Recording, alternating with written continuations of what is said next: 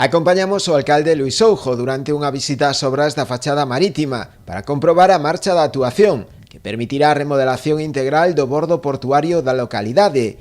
Despois de máis dun ano de traballos, o rexedor confía en que a actuación, na que a Xunta inviste máis de 4 millóns de euros, poida estar rematada antes de finais de ano. Sí, é verdad que van sobre o previsto, é unha obra que temos que rematar este ano e, bueno, pois agora o que falta, bueno, pois sabedes que é o de superficie, todo o que é colectores, soterramento de alumeado, soterramento de fenosa, de telefónica, xa está todo listo e agora estamos xa, bueno, ca zona do paseo e, bueno, pois con remates agora estáse, non?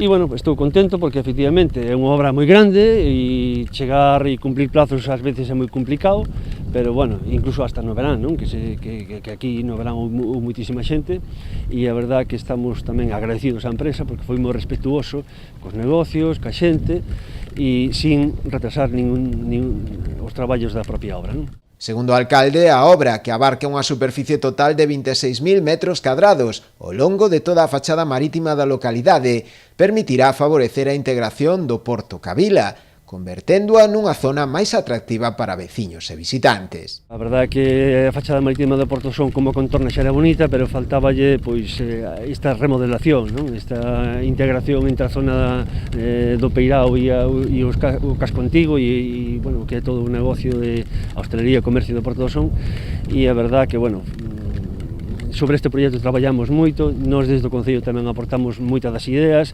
e contrastámolas ca dirección de obra, con Portos de Galicia e eu creo que acertamos. Eu creo que é unha obra e unha remodelación de fachada, eu creo que vai marcar un antes e un despois. Eu creo que é unha obra que destas que podemos dicir que así é como se deben facer as cousas, non? Porque está un pouco pensado en todo, non?